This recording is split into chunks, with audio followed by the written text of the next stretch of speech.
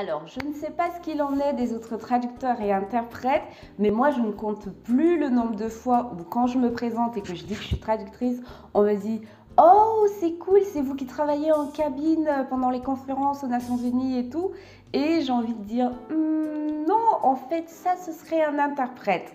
Donc, la plupart du temps, on n'en veut pas au grand public parce que si on n'a pas encore eu affaire à ces corps de métier-là, on ne fait pas forcément la différence entre un traducteur et un interprète.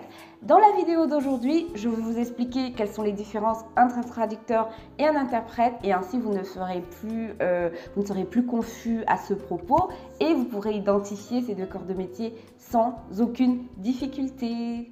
Bonjour et bienvenue sur ma chaîne, je m'appelle Ariel, je suis traductrice à mon propre compte depuis plus de 10 ans. Je traduis de l'allemand et de l'anglais vers le français pour tout ce qui est technique, technologie de l'information et marketing. Et sur cette chaîne, on parle entrepreneuriat dans le secteur de la traduction, mais aussi en général. Donc, dans notre vidéo d'aujourd'hui, on va voir quelle est la différence entre un traducteur et un interprète, parce que ce sont deux termes qui sont utilisés très régulièrement, mais aussi confondus comme jamais. Donc, j'ai décidé de faire cette petite vidéo pour peut-être aider ceux qui ne connaissent pas la différence entre ces deux corps de métier et pour permettre qu'il y ait moins de confusion à ce propos-là. Donc, numéro 1.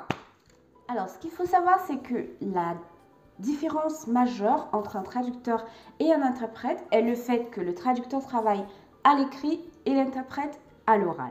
Un traducteur va donc recevoir des textes par écrit, que ce soit par mail ou par la poste, qu'il va traduire à l'aide d'un outil de traduction, un logiciel par exemple, à l'écrit, et le renvoyer à l'expéditeur également à l'écrit. Contrairement à un traducteur qui fait donc tout par écrit, un interprète va tout faire à l'oral.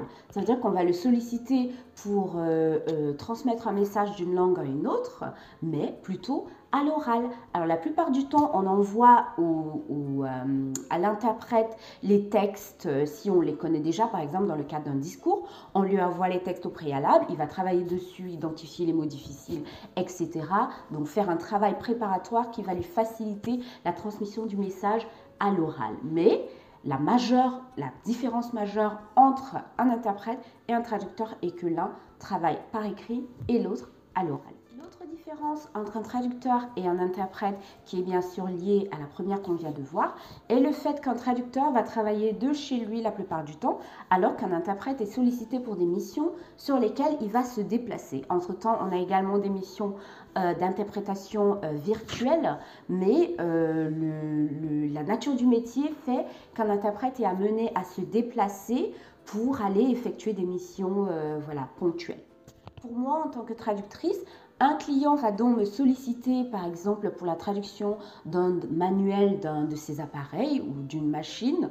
Je vais le traduire, il va m'envoyer le texte source qui est par exemple en allemand par mail. Je vais le traduire et le lui renvoyer par mail en français. Ce même client peut avoir besoin d'un interprète si par exemple il reçoit des Français dans ses locaux et qu'il a besoin de quelqu'un qui va traduire ses propos de l'allemand vers le français, ou ceux des clients ou des personnes qu'il va recevoir du français vers l'allemand. Et c'est donc dans ce cas-là qu'il fait appel à un interprète. Donc je crois que ça commence à être un peu plus clair. Sur le plan académique, les cursus d'interprète et de traducteurs sont également différents. Donc, en matière d'interprétation ou de traduction, on va apprendre des choses différentes. Tandis que pour le traducteur, on va mettre l'accent sur les outils de traduction, sur les méthodes de traduction. En matière d'interprétariat ou d'interprétation, on va plus mettre l'accent sur les techniques qui sont propres à ce métier-là. Donc, même dans le cadre académique, ce sont deux cursus bien distincts qui demandent des aptitudes bien distinctes également. Je vais maintenant venir à la question qui revient presque toujours quand on parle de traducteur ou d'interprète, qui est celle de savoir est-ce qu'un interprète peut travailler comme un traducteur et est-ce qu'un traducteur peut travailler comme un interprète. Alors à cette question, j'ai toujours la même réponse.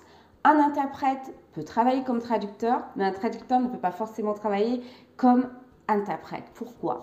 Alors le métier d'interprète demande vraiment une certaine capacité, hormis la capacité de transmettre un message d'une langue à une autre.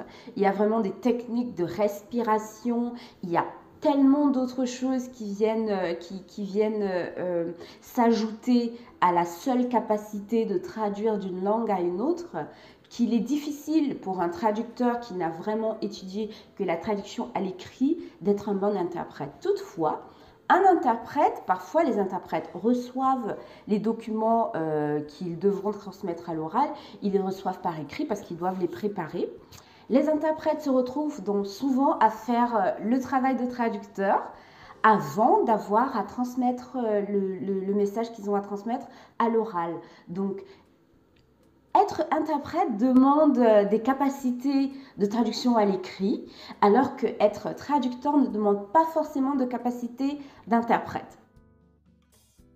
Donc, pour moi, c'est clair, les interprètes ont un métier qui est un tout petit peu plus contraignant et plus demandant que celui de traducteur tout seul. Donc voilà, je suis arrivée au terme de cette courte vidéo. J'espère qu'à la fin de celle-ci, vous savez désormais qu'il y a une différence entre un traducteur et un interprète et que vous serez en mesure de l'expliquer. Et si jamais vous avez un jour besoin des services de l'un ou de l'autre, que vous saurez comment faire vos recherches. Donc voilà, je vous dis à bientôt sur ma chaîne et portez-vous bien. Au revoir.